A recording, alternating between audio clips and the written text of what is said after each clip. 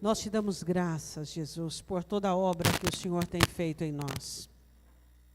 Nós bendizemos o teu santo nome e os nossos corações se quebrantam diante da tua presença. Na verdade, nós não vemos a hora deste céu ser rasgado e o Senhor voltar para nos buscar. Como igreja, nós anelamos a tua volta. Como ovelhas, desejamos o bispo e supremo pastor das nossas almas. Nós anelamos, Jesus, anelamos a sua volta.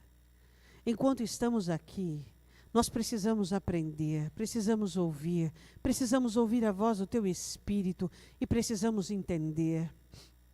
Sabemos que o pecado nos trouxe uma ignorância que dilacera o nosso coração e que prolifera dentro da nossa alma. Mas nós sabemos também que por meio da tua palavra e do teu Espírito, o Senhor derrama luz nas nossas trevas e o Senhor nos dá inteligência espiritual. Neste momento nós te pedimos que o Senhor abra o nosso entendimento e que o Senhor nos dê sabedoria, entendimento e graça para compreendermos a sua palavra, porque sabemos que não há palavra proveitosa em nós se não houver a compreensão exata da voz do teu Espírito Santo. Se não houver a cobertura do teu Espírito Santo. Então fala conosco, Senhor. Nos dê entendimento da tua Escritura. Nos faz compreendermos, porque nós temos escolhido a boa parte, que ninguém poderá tirar. Em nome de Jesus. Amém. Abra comigo a sua Bíblia em Apocalipse capítulo 16. As taças de ira, da ira de Deus, são derramadas. E no versículo de número 15, o apóstolo João escreve, Apocalipse 16, versículo de número 15.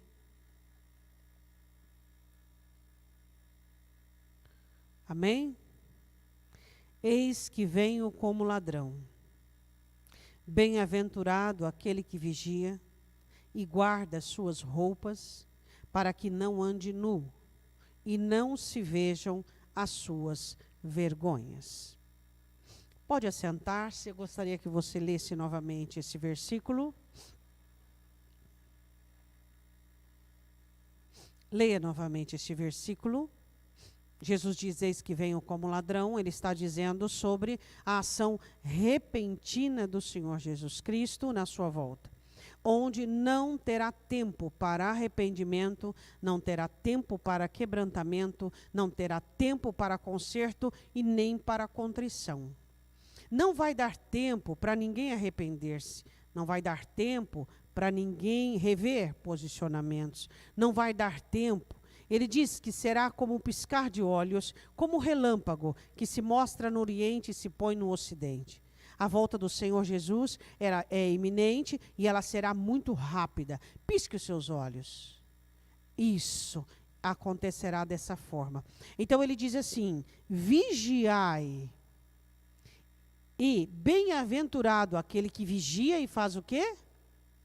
E guarda, ou seja, protege, preserva as suas roupas. Para quê? Ele diz roupas no plural. E ele diz, para que não ande nu e não apareça as vergonhas da sua nudez. Vá comigo em Gênesis capítulo 3. Tenta explicar para esse parente que está ao seu lado o que é nudez espiritual. Existem muitas colocações na Escritura que, por mais que os crentes fiquem dentro da igreja, eles não despertam interesse nem curiosidade em aprender. O que é uma nudez espiritual? Vamos lá. Jesus diz, eu virei como ladrão e vocês precisam vigiar para guardar as roupas de vocês, para que vocês não estejam nus e não apareça a vergonha da nudez de vocês. Jesus estava falando da nudez física do corpo?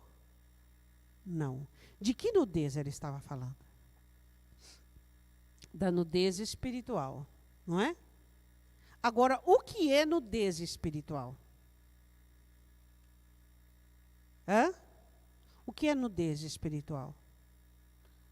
A nudez espiritual é uma falta total de provisão do céu na sua vida com respeito à sua cobertura. A nudez espiritual é aquela que te dá vergonha e separação diante de Deus. A nudez espiritual é aquela que não te dá proteção diante das miríades infernais. A nudez espiritual é aquela que existe sobre aqueles que não se importam em vestir-se. A grande questão da nudez espiritual é a ausência de preocupação em vestir-se. Por exemplo, agora, no início dessa meditação, se eu perguntasse para você se você está adequadamente vestido espiritualmente, qual seria a sua resposta? Porque as vestimentas espirituais, elas não são qualquer. Ela tem que ser adequada. Você tem vestimenta espiritual que te dá proteção com respeito às ações de Satanás? Você tem vestimenta espiritual que te dê proteção com respeito às ações dos seres humanos, onde os seres humanos fazem, dizem, mas essas coisas chegam até você e não penetram, porque a sua roupa ela é impermeabilizada, ela não deixa penetrar?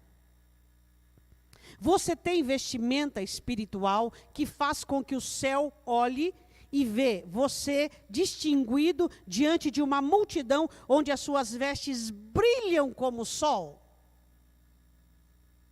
As vestimentas espirituais, elas trazem sobre nós uma conotação de identificação, tanto para as trevas quanto para a luz. Os anjos identificam os crentes também pelas vestimentas, e os demônios também identificam pelas vestimentas. Essas vestimentas espirituais que nós recebemos, e conforme vamos crescendo espiritualmente, elas vão sendo transformadas de glória em glória. Você recebe uma vestimenta quando você se converte. Essa vestimenta vai sendo equipada e transformada de acordo com o seu crescimento espiritual. Deu para você entender? Então vamos falar, você vai poder compreender no discorrer, em Gênesis capítulo 3, versículo de número 7. Vamos falar sobre o que tira a vestimenta espiritual de um crente, ou o que desnudou a raça humana. A raça humana, quando você nasceu, espiritualmente falando, você não nasceu somente nu fisicamente, você nasceu nu espiritualmente, totalmente descoberto. E é por isso que você tem uma trajetória até Cristo de tristeza, de frustração, de erros, de assaltos malignos. Por quê? Porque você não tinha uma vestimenta. O porquê Satanás tem podido agora trabalhar na vida daqueles que estão nus, pela falta de vestimenta espiritual. Quando o homem sai do Éden, ele perde totalmente, ainda no Éden, toda a vestimenta espiritual, que era a comunhão e aliança com Deus. A presença e a aliança de Deus, ela cobre-nos espiritualmente. Então, quando houve a queda, houve o desnudamento humano. Então, todo ser humano nasce espiritualmente nu aos olhos de Deus. Totalmente descoberto. Totalmente acessível às obras de Satanás. Totalmente. A Bíblia diz em Gênesis, capítulo 3, versículo de número 7. Então foram abertos os olhos de ambos, e conheceram que estavam nus. E coseram folhas de figueira, e fizeram para si aventais. Eles aí estavam nus anteriormente. Nus, fisicamente, eles estavam nus. Mas quando eles pecaram, o que aconteceu com eles? Eles olharam e sentiram vergonha da própria nudez, um do outro. A nudez espiritual é essa forma de vergonha, o pecado faz com que as pessoas se afastem de Deus gradativamente. Gradativamente. Você pode perceber uma pessoa, quando ela está no pecado, ela boicota a própria vida para não vir à igreja, para não orar e para não ler a Bíblia. Ela mesmo se embaraça para que ela não tenha um confronto ou um encontro com Deus. Ela foge. Toda pessoa que está praticando o pecado, ela foge da presença de Deus. Por quê? Por causa da vergonha, da nudez. A nudez espiritual, agora nós não estamos falando da nudez física, a nudez espiritual faz com que o homem se esconda de Deus, faz com que o homem se oculte dos olhos de Deus. Por quê? Por causa da força do pecado e por causa da santidade de Deus. A Bíblia diz no versículo de número 8, e ouviram a voz do Senhor Deus que passeava no jardim pela viração do dia, e esconderam-se Adão e sua mulher da presença do Senhor Deus entre as árvores do jardim. E chamou o Senhor Deus a Adão e disse, onde estás? E ele disse, ouvi a tua voz soar no jardim, e temi, porque estava nu, e escondi-me. E disse Deus, quem te mostrou que estava nu? Comestes tu da árvore que te ordenei que não comesses? Naquele momento, Adão declara, por meio da vergonha e por meio da ocultação, o pecado que havia cometido. A nudez espiritual faz com que os seres humanos fujam de Deus. Eu não sei se você já teve alguma experiência em tentar falar de Jesus para uma pessoa que está envolta no pecado. Já teve uma experiência de tentar abrir os olhos de uma pessoa que está envolvida no pecado. E toda a dificuldade que aquela pessoa tem de aproximar-se de Deus, e toda a dificuldade que aquela pessoa tem de acreditar que Deus pode amá-la daquela maneira, e a dificuldade que aquela pessoa encontra de aceitar e de entrar e de fazer parte daquele convite que você está fazendo. Mas nós não vamos falar dos ímpios. Vamos falar de nós, os crentes. Como funciona a nudez espiritual nos crentes com respeito ao pecado? Tem um versículo que Isaías diz, e Jesus repete, diz que este povo se aproxima de mim, e com seus lábios me louva, e as suas mãos se levantam, mas o seu coração se aparta de mim, dia após dia. O que a nudez espiritual faz quando um crente, ele brinca com o pecado? Quem sabe você diz essa manhã, mas eu não adultero, eu não estou mentindo, eu não estou roubando, eu não estou prostituindo. Às vezes nós caracterizamos o pecado como uma fileira de coisas que não fazemos.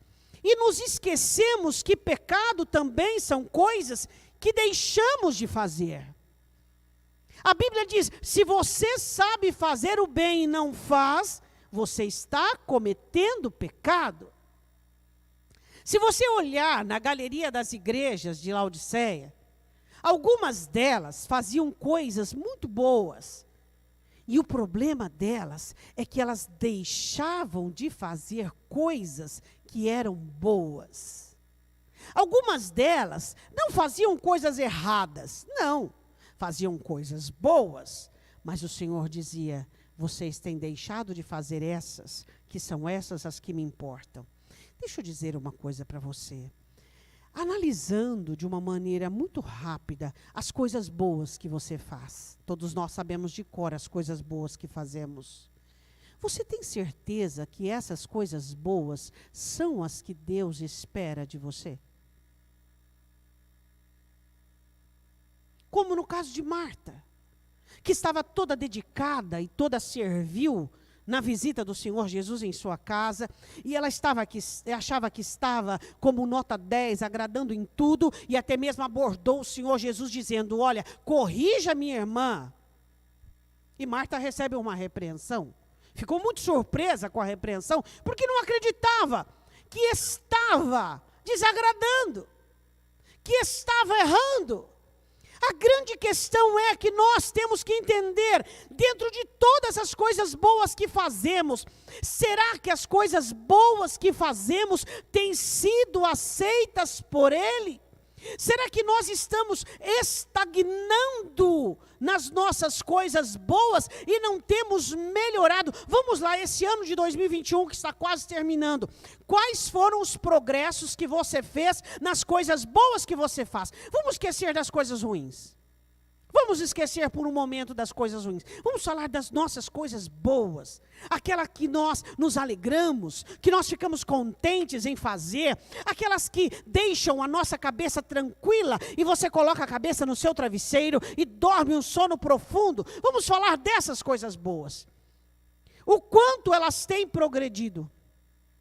O quanto elas têm adquirido uma modificação de acordo com o que o céu espera.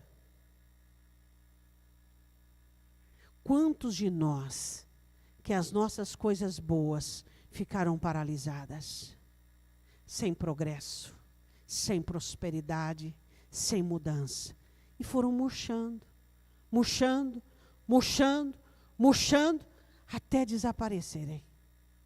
Quantas coisas boas você faz? Vamos lá. Você é bom no quê? No que você é bom? Não me diga que você não pode melhorar. E não me diga que Deus está totalmente satisfeito com você. E não me diga que você está totalmente satisfeito contigo mesmo. Não me diga isso. Não me diga isso. Diga que você todos os dias, ou pelo menos 3 vezes na semana, você olha para Ele e você diz assim: meu Deus, me ajude a agradar-te. Mostra para mim o que de errado existe dentro de mim. Diga para mim que frequentemente você olha para Deus e você diz: Senhor, eu preciso mudar, porque eu não suporto mais a minha vida. Eu preciso que exista algo em mim que ferva, algo em mim que me mobilize, algo em mim que tome conta do meu ser. O que é nudez espiritual, se não esse conformismo que nós temos adequado? Você diz: eu não peco, eu não tenho mais essa nudez proveniente do pecado, eu não mais roubo, eu não adultero, eu não prostituo, eu não cobiço. Mas espera aí, onde estão os progressos das obras do Espírito Santo dentro de você, te fazendo um crente cada vez melhor? Eu disse inicialmente que as vestes espirituais, elas são como tudo que vem do céu para nós, progressistas. Elas progridem, elas melhorem, elas ficam cada vez mais celestial, cada vez mais espiritual. E a grande questão é, o que o pecado trouxe? Separação de Deus, vergonha de Deus, timidez. E quantos de nós não somos tímidos? A Bíblia diz: os tímidos não o reino dos céus. Por quê? Porque eles não creem em Deus. Porque eles não dependem do Espírito Santo. Porque eles permitem que as suas feridas, as suas dores e as suas machucaduras sejam maiores e mais operantes do que a ação do Espírito Santo de Deus. Os tímidos não progridem, os tímidos não almejam, os tímidos não progridem. E a grande questão é, o pecado original trouxe uma ocultação de Deus. E se você perceber, é o que Satanás tem, de uma maneira muito sutil e camuflada, feito por meio da ausência da oração. Diz para mim se a diminuição da oração não é uma forma dos crentes se afastarem de Deus.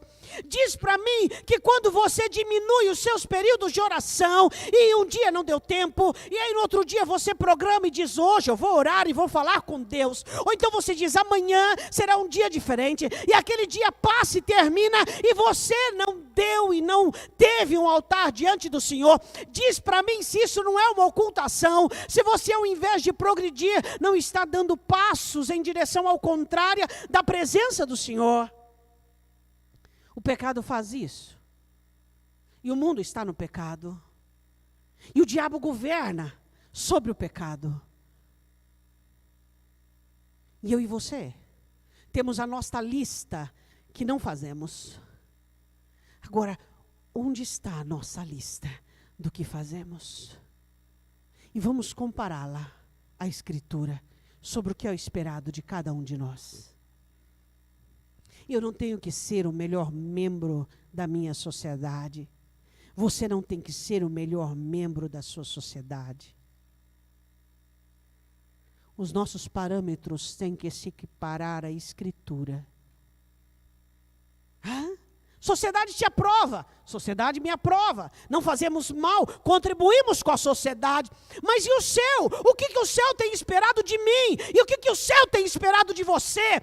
O que o pecado tem feito, nos afastando e nos separando da presença de Deus? Este mundo secularizado, uma igreja secularizada, uma igreja que tem 24 horas por dia e diz que não tem tempo de dobrar os joelhos meia hora e falar com o Criador da vida. Meia hora por dia. Por dia. Sobra 23 horas e meia para você. Meia hora por dia para você dobrar os seus joelhos no chão. E ali você não vai pensar em nada. E ali você não vai falar de problema para Deus. E ali você não vai falar das suas necessidades. Você vai olhar para Ele e você vai dizer assim: eu estou aqui para me aproximar de Ti. Estou aqui para te conhecer. Eu estou aqui porque eu preciso do teu cheiro nas minhas vestes.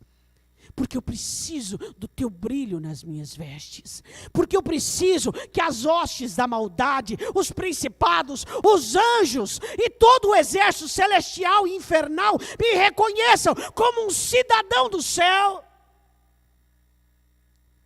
O pecado original trouxe o afastamento.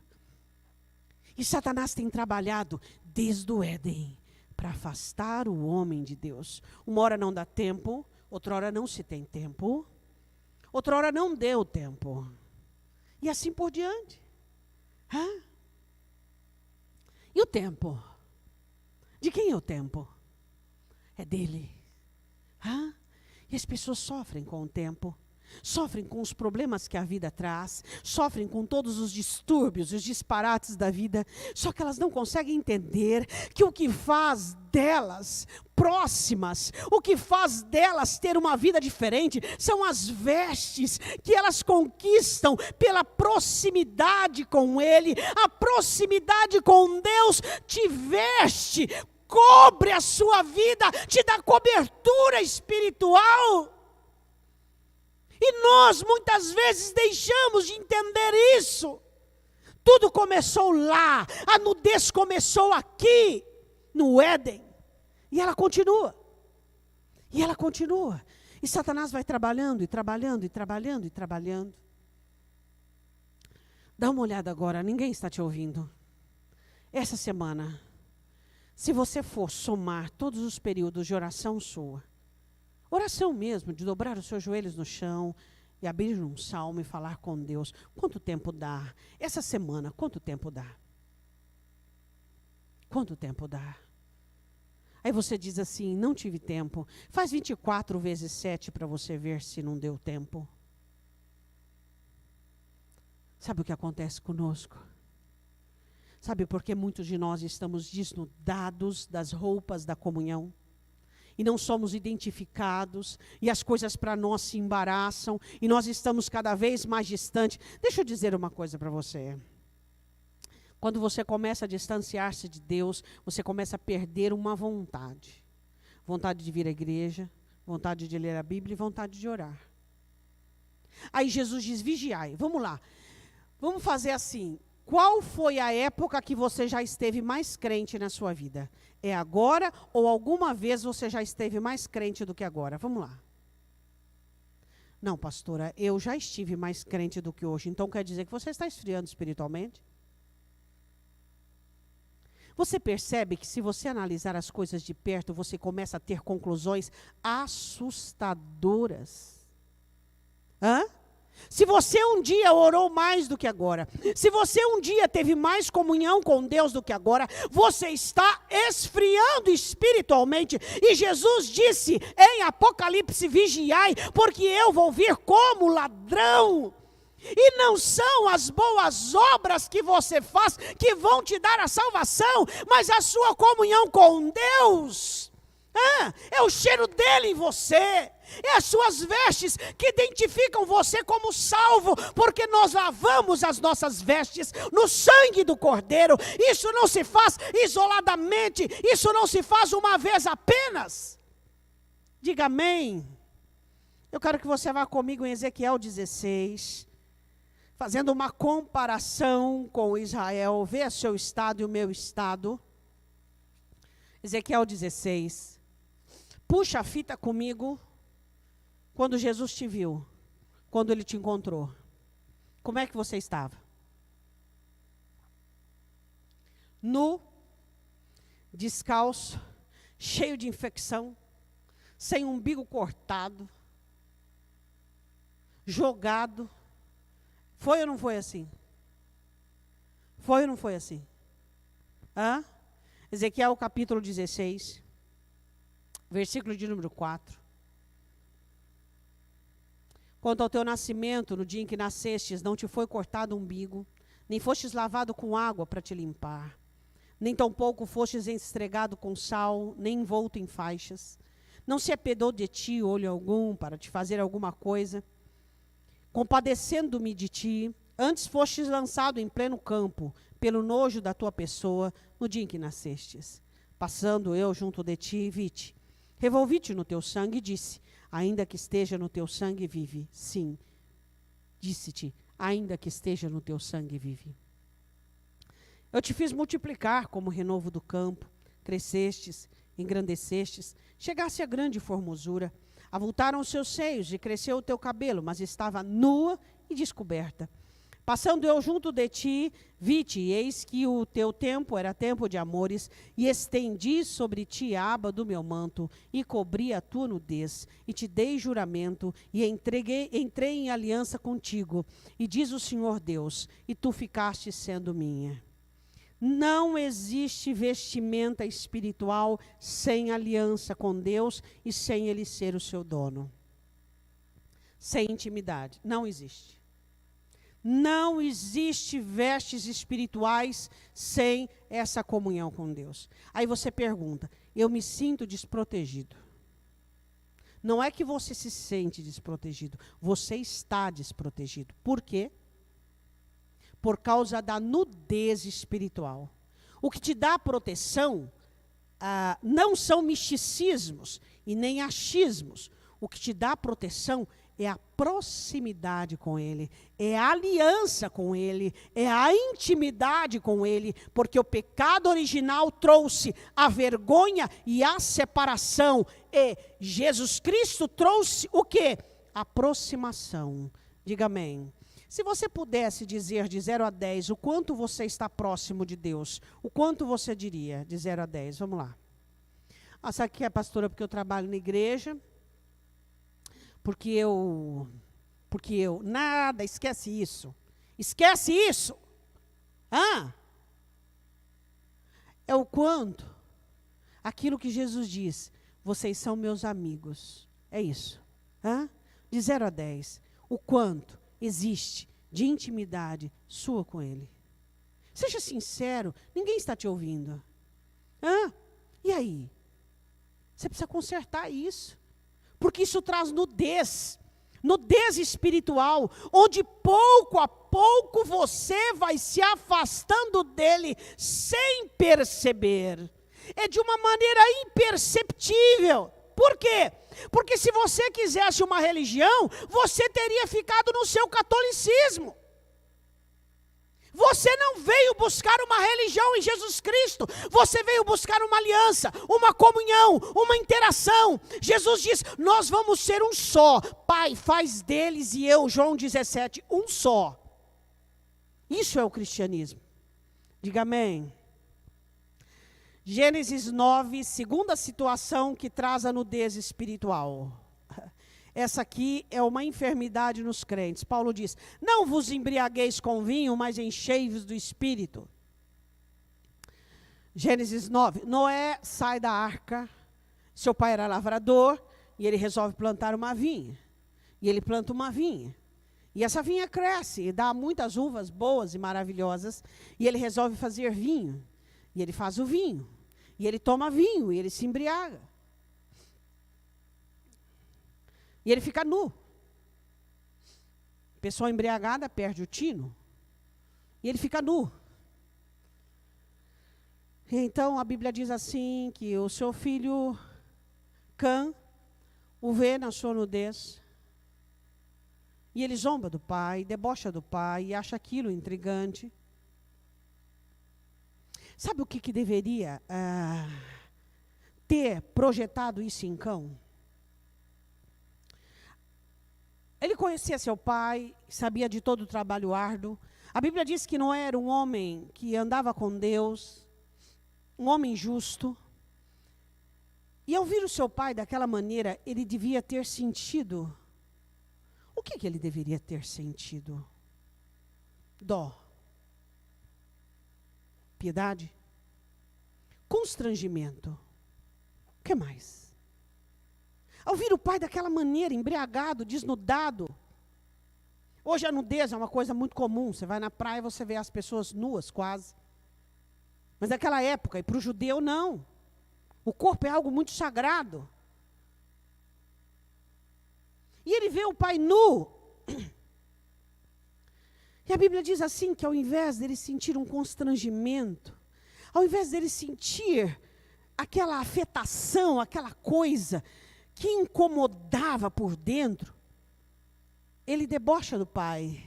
E ele sai lá fora. E ele começa a contar para os irmãos, para Sem e Jafé. Sabe o pai? O pai está lá dentro da sua tenda, desnudado, totalmente nu. Então Sem e Jafé tomam uma túnica, viram as costas, e os dois colocam nos ombros e foram afastando de costa para não vir a nudez do pai. E coloca sobre o pai, e cobre o pai. E quando Noé acorda, provavelmente ele olha e vê, estou nu, e ele vê uma manta ou alguma coisa sobre ele, e ele vai questionar os seus filhos, o que aconteceu? Então, certamente, um dos filhos diz: pai, aconteceu uma coisa muito constrangedora. O senhor ficou alcoolizado, e o senhor ficou desnudado, e tirou toda a roupa, e Cão olhou. Então, conta-se a história. Noé disse: eu não acredito, filho, no que você fez. Você me olhou no momento constrangedor da minha vida, do meu erro, da minha falha. Você me olhou numa falha. E você não teve misericórdia, nem constrangimento, e nem piedade. E você debochou de mim, e ainda foi fazer comentários com seus irmãos. Maldito seja você. Você levará uma maldição para toda a sua descendência. Você e a sua descendência, seu filho Canaã, será maldito. E ele sempre será peregrino e servo. Será servo dos descendentes de Sem. Será servo dos descendentes de Jafé. Vocês sempre serão escravos. Gênesis capítulo 9, versículo 25. Maldito seja Canaã. Canaã era o filho de Cão. Servos dos servos sejam os seus irmãos. Bendito seja do Senhor, Deus de Sem, e seja-lhe Canaã por servo. Alargue Deus a Jafé e habite nas tendas de Sem, e seja Canaã por servo. A maldição que Cão recebeu, ela vem até hoje. A verdade, quem foi maldito foi Canaã pelo ato do pai. Agora eu quero falar uma coisa para você.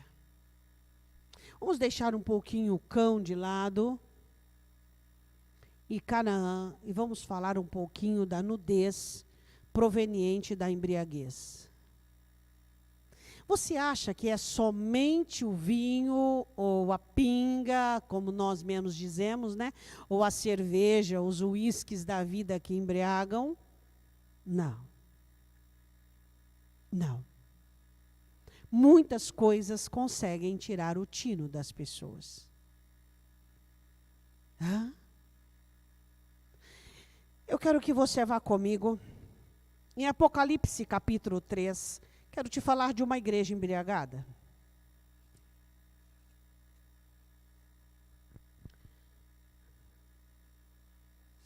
Uma igreja totalmente embriagada com a sua postura e com a autoaprovação. Lembra quando Jesus conversa com Pedro? Pedro estava embriagado. E ele disse, não, de forma alguma, Senhor, sem o tino. Sabe uma das coisas que mais embriagam os crentes? Que deixam os crentes fora do tino? É muito triste de dizer isso, mas é uma verdade triste. As bênçãos. A igreja de Laodiceia era uma das igrejas mais ricas por causa da sua região costeira.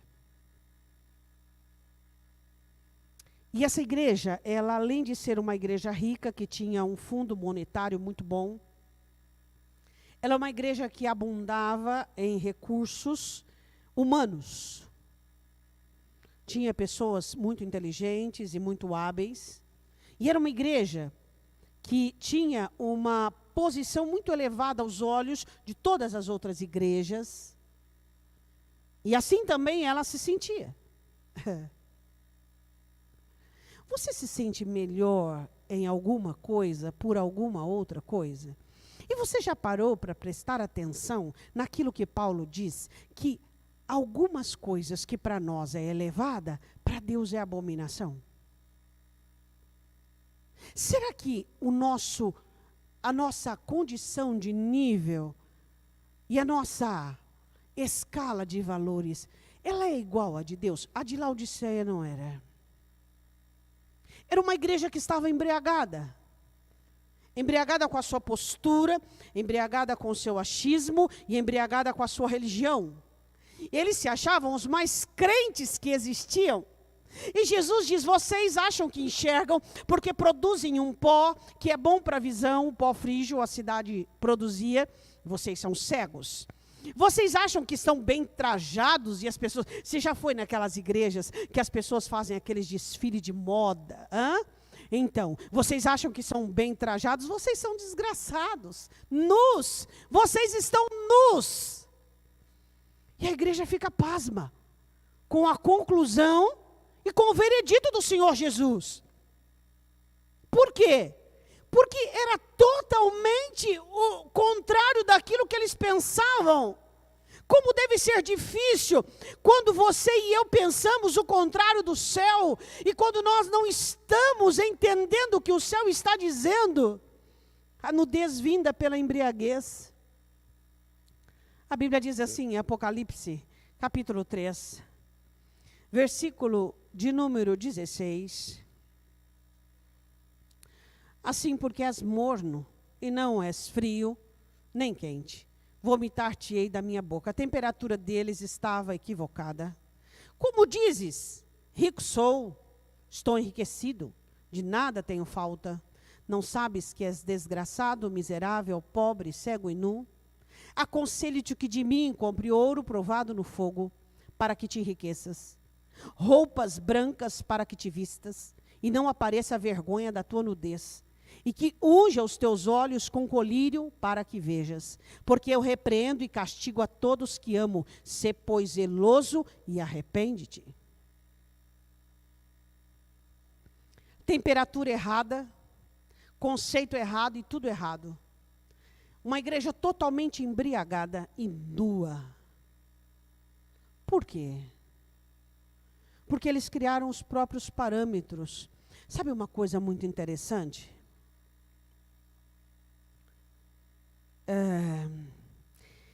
Existe um desvio dentro da igreja que ele é muito similar ao caminho que é Jesus Cristo. E esse desvio, ele é bem parecido com o cristianismo. Mas a pessoa vai de uma maneira muito sutil, se desviando, se desviando, se desviando. Deixa eu perguntar uma coisa para você. A bênção de Deus, as boas coisas, ou nada me falta, isso te embriaga? Embriagou Davi, embriagou Pedro, embriagou Laodiceia. O que fazer para que você não tenha a nudez da embriaguez? Porque a embriaguez te deixa nu. Totalmente desprovido de aprovação. Totalmente. Por quê? Porque cria um conforto. E não é o conforto da aprovação de Deus, é um conforto da autoaprovação. Então vamos lá. Aprovação de Deus e autoaprovação. Qual que você prefere? Qual que você escolhe? Eu escolho a aprovação de Deus, pastora. Mas na real, na prática, porque nós somos hipotéticos. Nós dizemos uma coisa e fazemos outra. Vivemos de hipóteses, tá? Então vamos lá. Na real, na verdade, você escolhe, como Pedro, a autoaprovação ou você escolhe a aprovação de Deus? De que maneira você não vai embriagar-se? Tem gente embriagado com bênção, tem gente embriagado com problema, tem gente embriagado com tribulação, tem gente embriagado com aflição. Todas essas situações embriagam, ou seja, tira o seu tino.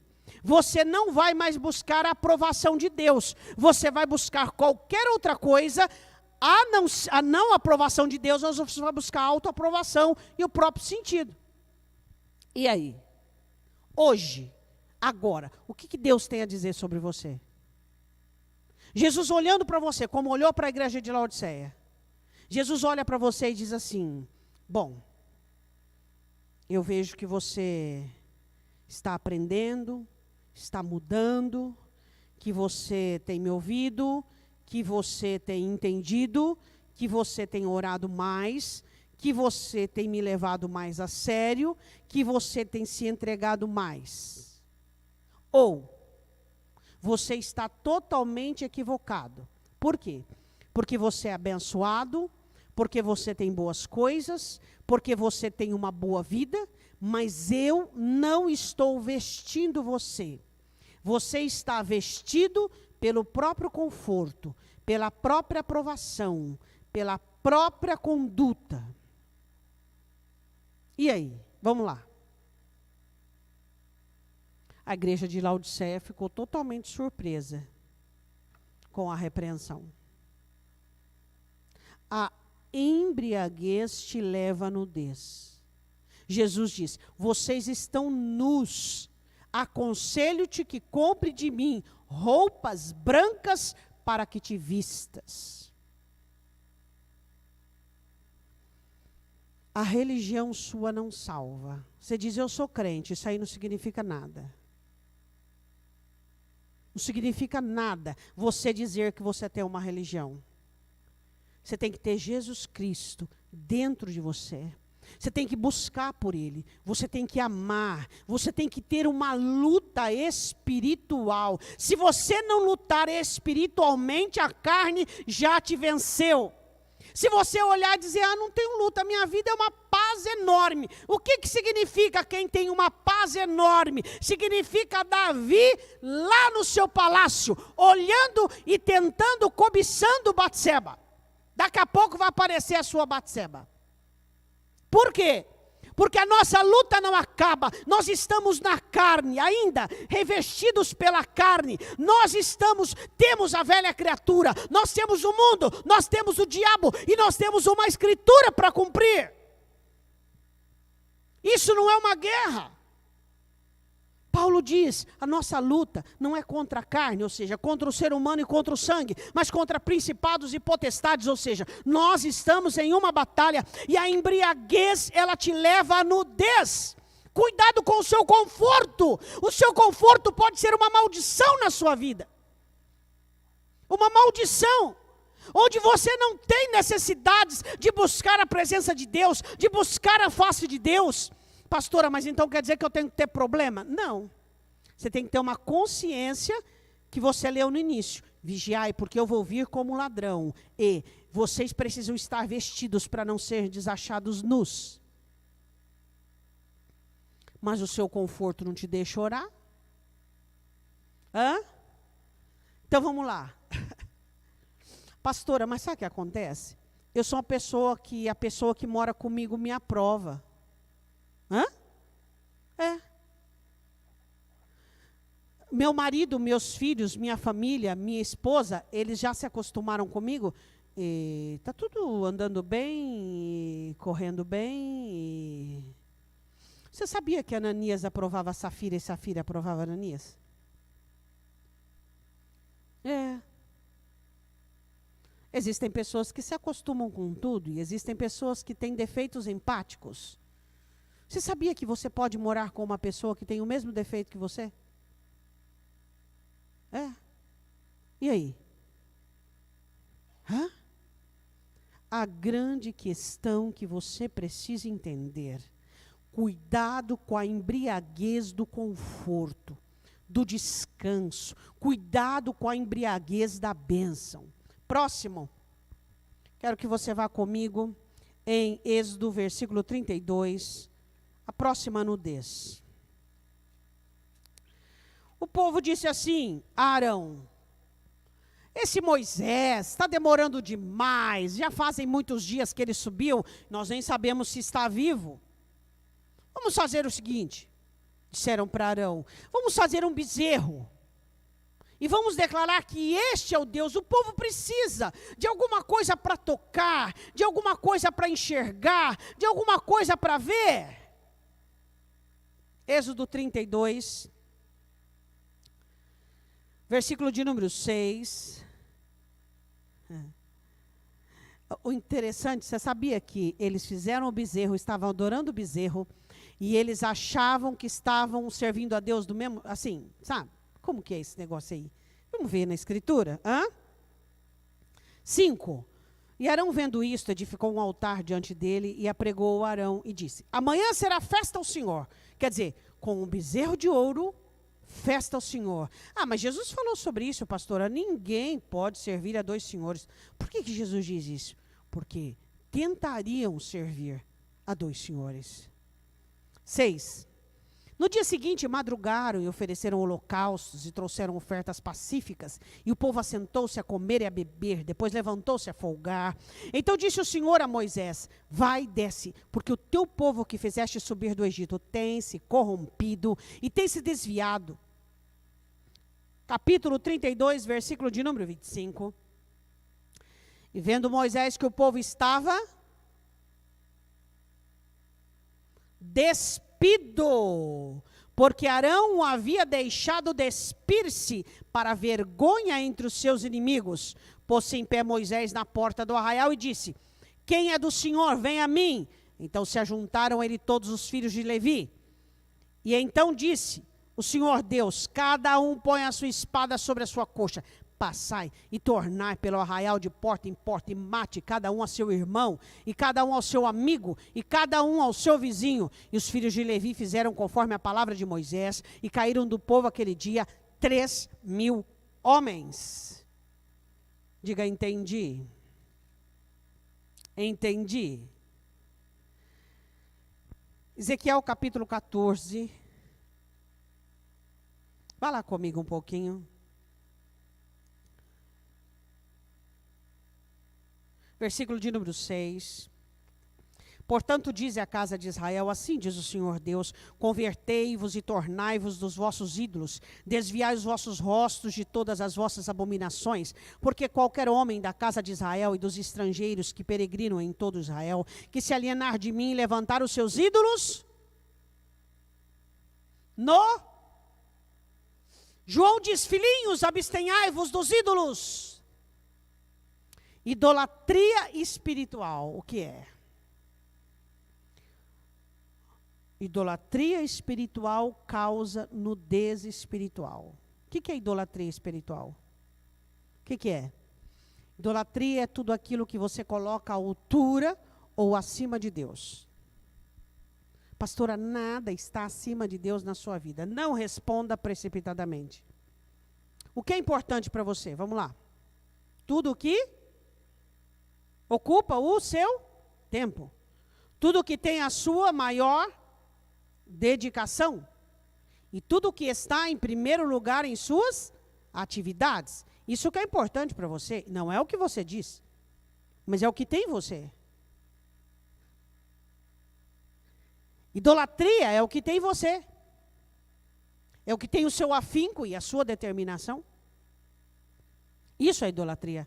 Se o seu trabalho está em primeiro lugar, se ele gera o seu conforto e o seu bem-estar, se nele está a sua segurança, porque você tem um bom salário, ele é o seu Deus, e não Jeová. Se a sua família traz a segurança e a nostalgia e o conforto que você precisa e tudo que você buscou, e ela te dá aquela nostalgia e aquela sensação de conforto, de realização, a sua família é o seu Deus. Se a sua vida é totalmente empoderada e você é uma pessoa que se aprova e uma pessoa totalmente determinada e uma pessoa que se admira e uma pessoa que está acima de todas as regras e que a palavra de Deus é apenas um adendo na sua vida, você é o seu próprio ídolo. Por quê?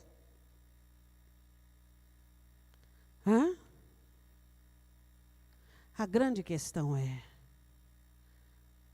nudez proveniente do distanciamento de Deus, nudez proveniente da embriaguez, nudez proveniente do que agora? Da idolatria. Se seu cargo, sua função, você vem na igreja e você tem um cargo e uma função, e essa função e esse cargo está acima de Deus, você é um idólatra. É muito fácil sair de ser crente e se tornar idólatra. É só colocar as coisas. Deuteronômio 8 mesmo, o Senhor diz, por que Israel foi para o cativeiro assírio e Judá para o cativeiro babilônico? Idolatria. Toda idolatria. Tudo que você vê, a mão do Senhor intervindo, idolatria. Agora você quer ver idolatria? Vamos lá comigo em Mateus capítulo 22. A grande questão, eu acho muito interessante essa parábola que Jesus fala, sobre ele entrou, e ele estava ali, só que ele não estava trajado de vestes nupciais. Obviamente ele estava vestido, mas ele não estava trajado adequadamente.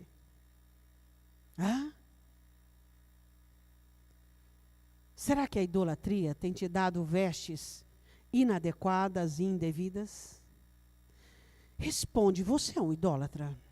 Ninguém está te ouvindo.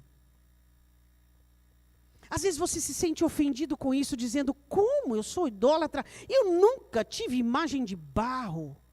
Eu nunca tive imagem, mas nem de lata, metal. Que tem 4 rodas, que tem ar-condicionado. E nem de tijolo. E nem de carne e osso. Nunca mesmo. E nunca. E nunca aquele diploma que tem na parede, nunca. Vamos lá, vamos falar a verdade. Hein? Quantos pastores são idólatras? Eles idolatram a si mesmo, se colocando acima de Deus, achando que a verdade está neles. Como sexta-feira eu disse aqui sobre Pedro. A verdade não está em mim, está na palavra de Deus. A verdade não está em você, está na palavra de Deus. Se tirar Jesus de nós, não sobra nada, só barro e barro. Tudo que é bom em você tem a ver com Jesus Cristo. E nós somos só barro, seres humanos, que hoje eu estou aqui e amanhã não mais. Passou um mês, você nem lembra mais de mim. E assim é a vida.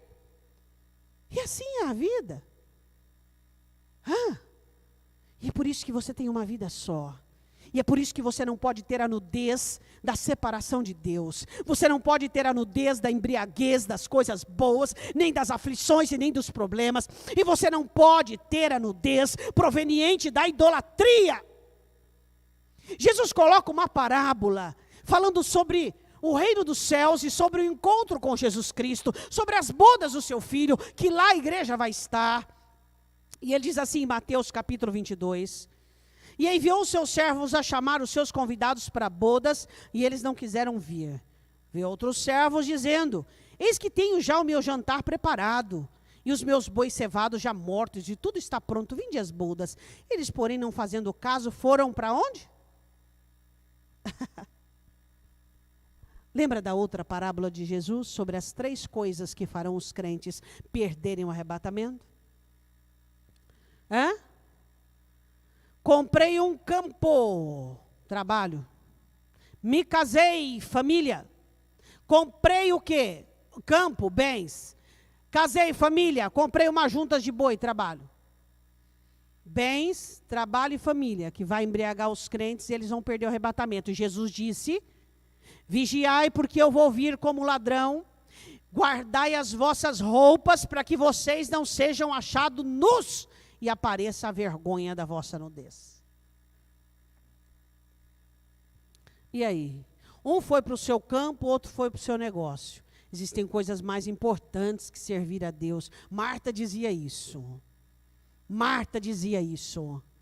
Hã?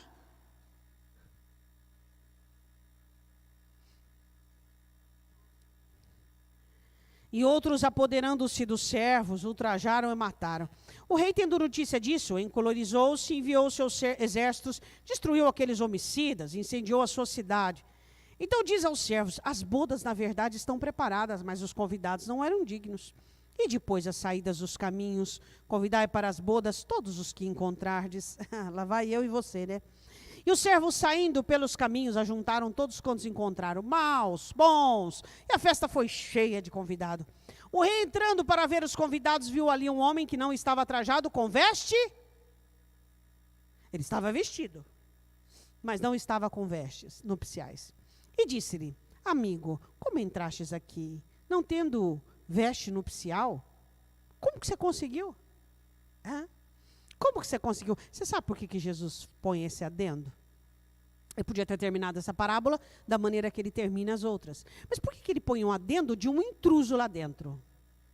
Você já parou para prestar atenção nisso?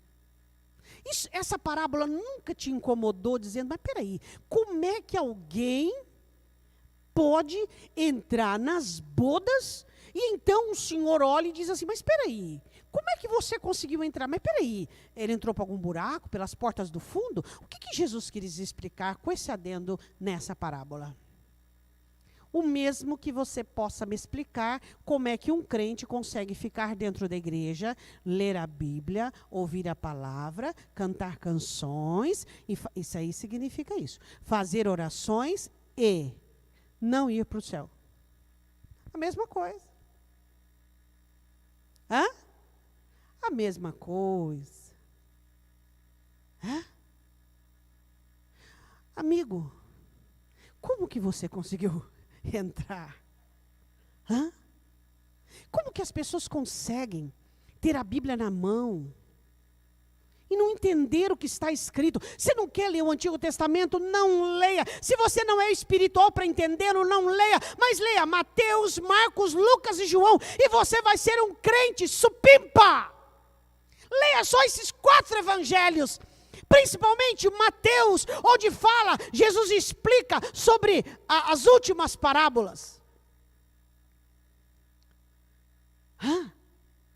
Amigo, você não está trajado com veste. Como você conseguiu? Como é que vai ter gente que vai ficar dentro da igreja, que vai chegar até a boca do arrebatamento, mas não vai subir?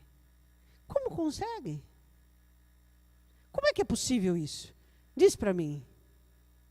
Como é que é possível isso? Por quê? Porque a embriaguez da ausência da presença de Deus. Não buscaram a Deus. Porque a embriaguez que gerou o quê? A embriaguez da nudez, que trouxe a nudez, a embriaguez da idolatria, tudo isso vai embriagando o ser humano, o pecado, a separação, vai trazendo a nudez, a embriaguez das bênçãos vai trazendo a nudez, a idolatria vai trazendo a nudez, e é isso que acontece. Eu quero que você volte comigo no texto inicial, para nós orarmos, Apocalipse, capítulo 16, versículo de número 15, Amigo, como você conseguiu chegar aqui? Aí você diz, pastor, o que aconteceu com o homem? Ele recebeu vestes adequadas e entrou? O que aconteceu com aquele homem? Diga para o teu irmão que está do lado. Foi jogado nas trevas exteriores, onde houve ranger de dentes, ou seja, inferno. Por quê? Porque parecia, mas não era. Era quase, mas não era. Nós deveríamos entender um pouquinho melhor a Escritura e levarmos um pouco mais a sério. Diz para mim, quais são as coisas mais sérias da sua vida? Deve ser a sua alma. Deve ser o assunto mais sério, mais comprometedor da sua história. Vamos ler novamente para encerrarmos. Apocalipse 16:15. Eis que venho como? Bem-aventurado aquele que vigia e guarda as suas, para que não ande e não se vejam as suas vergonhas. Nudez proveniente do distanciamento de Deus. Nudez proveniente da embriaguez das bênçãos, dos problemas e das aflições. Nudez proveniente da idolatria, onde um para o seu campo, um para o seu negócio, e ainda quer fazer parte da festa. Eu gostaria que você fechasse os seus olhos. E eu queria que você pedisse ao Espírito Santo para mostrar para você o estado das suas vestes. Peça ao Espírito Santo para mostrar para você o estado das suas vestes.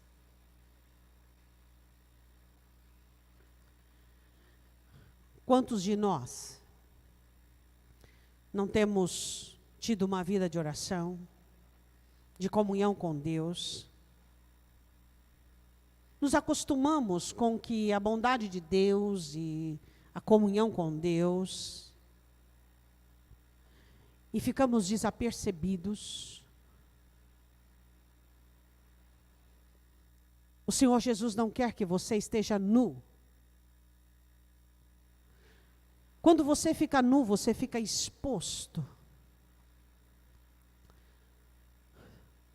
Você fica envergonhado diante dos principados e potestades. Quantos que ficaram envergonhados quando foram provados? Quantos ficaram envergonhados quando foram tentados? Porque não tinham vestes para protegê-los. Lembra aquela tentação que você não resistiu? Porque você não tinha vestes espirituais? Lembra aquela provação que você não foi aprovado porque não tinha vestes espirituais? Satanás tem levantado-se contra a igreja do Senhor Jesus Cristo. E ele tem engolido os dias de tal maneira. Quando você vê, o seu dia é pouco para tudo aquilo que você tem que fazer. E você chega em casa cansado e cansada. E às vezes você até tenta orar, mas acaba dormindo de tanto cansaço. E Deus vai ficando sempre com o resto, e com o resto, e com o resto. Diz para mim, por que você não separa meia hora pela manhã? Levanta-te mais cedo. Antes do seu café da manhã. Entra num lugar da sua casa, num cômodo. E ali abre a sua Bíblia. E dobre os seus joelhos no chão. E diga: Deus, antes de viver este dia, antes de tomar qualquer decisão, antes de conversar com quaisquer pessoa que seja, eu venho falar contigo. Eu venho te dizer que o Senhor é tudo na minha vida. Vê, Senhor, vê a minha priorização com respeito à tua presença. E eu queria te pedir a sua misericórdia no dia de hoje. Me ajude, Senhor. Me livre do mal. Não permita que a minha mente seja engodada ou sofra ataques. Guarda-me dos seres humanos malignos. Guarda-me dos ataques satânicos.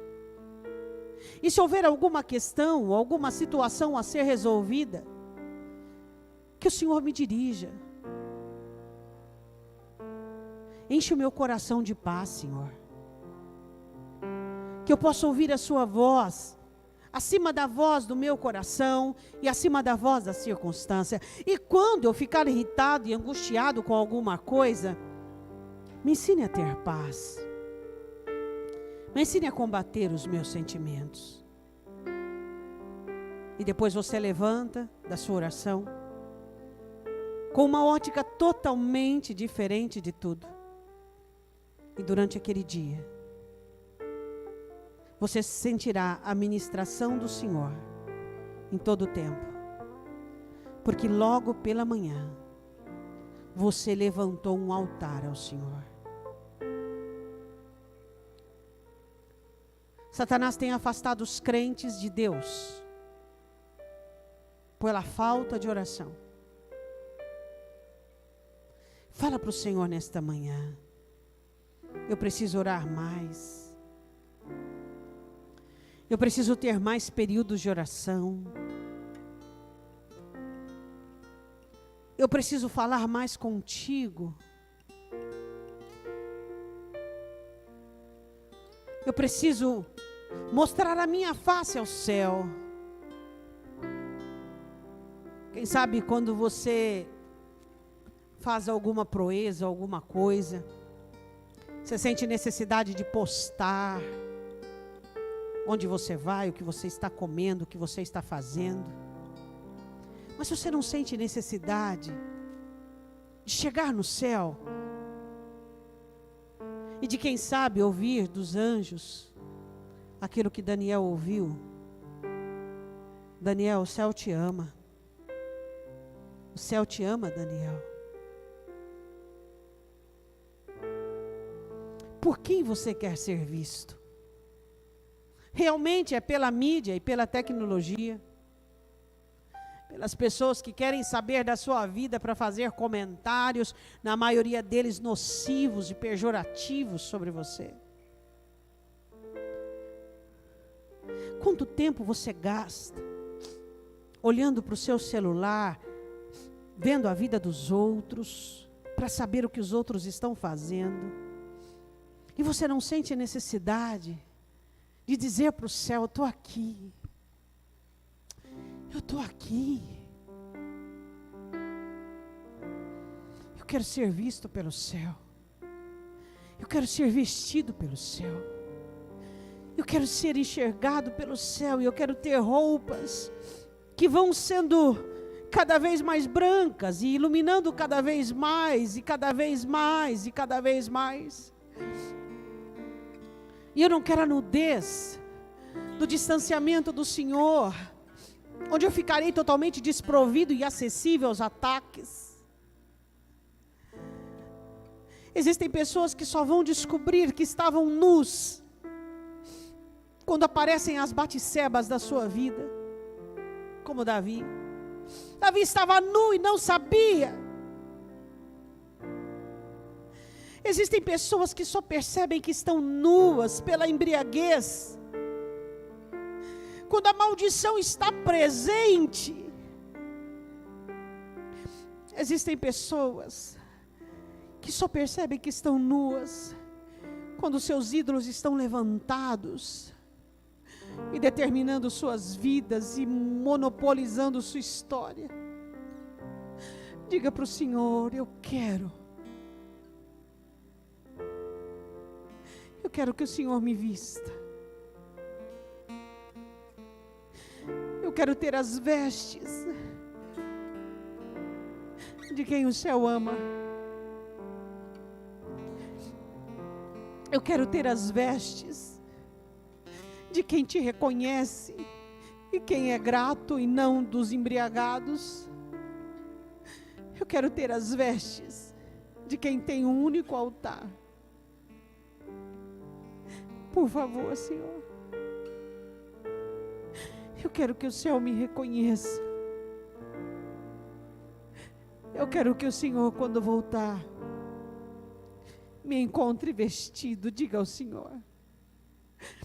Diga a Ele: Senhor, eu reconheço nesta manhã que eu estou desnudado pela idolatria, pela embriaguez ou pela falta de oração e comunhão contigo. Mas eu preciso, Senhor. Eu preciso que o Senhor me vista. Eu preciso que o Senhor me vista. Chega de imaturidade. Se eu continuar assim, eu estou perdido, Deus. Vê se existe idolatria dentro dele. Quem sabe seu cargo, sua religião, sua família, seu trabalho, seu dinheiro, seu diploma, ou até mesmo você. Fale com o Senhor agora. Quem sabe você está numa embriaguez, onde os problemas da sua casa parece que não têm fim, os problemas da sua vida parece que não acabam e cada vez fica pior. Você não percebe que Satanás tem embriagado você? Quem sabe você não tem mais tido seus momentos de oração, de comunhão com Deus. Nesta manhã o Espírito Santo está aqui para vestir você de aliança e de comunhão, vestir você de sobriedade, de gratidão, e vestir você com roupas de um adorador que só se prostra diante de um altar que é a cruz de Cristo. Fala para o Senhor: me vista com roupas de comunhão, me vista com roupas de adorador, de gratidão, onde nenhuma bênção consegue tirar o brilho da tua presença da minha vida. Me vista, Senhor, com as roupas de um altar apenas, que é a tua cruz. Eu gostaria que você se colocasse de pé. Eu gostaria que você fechasse os seus olhos. Eu queria que você fizesse oração por alguém. Quem sabe está nessa condição que você ouviu agora. Eu sei que você já orou por você, mas eu gostaria que você orasse por alguém que está frio espiritualmente, alguém que está se perdendo na embriaguez, na idolatria e no distanciamento de Deus. Queria que você orasse por essa pessoa agora. E você pedisse a Deus: assim como o Senhor me alcançou, eu quero que o Senhor alcance essa pessoa. Ore você por essa pessoa agora. Senhor, nós te pedimos pela Vivian. O Senhor coloque a tua mão sobre a vida dela. Te pedimos pelas pessoas que estão agora sendo colocadas diante do Senhor e estão intercedendo por elas. Que o Senhor venha alcançá-las com a tua graça e a tua misericórdia. Ó Deus, que o teu favor e a tua palavra que corre como um rio, que o Senhor venha trazer quebrantamento, que o Senhor venha trazer inundação celestial e divina, que os corações se quebrantam. Ó Deus, devemos vigiar agora e neste momento, enquanto há tempo.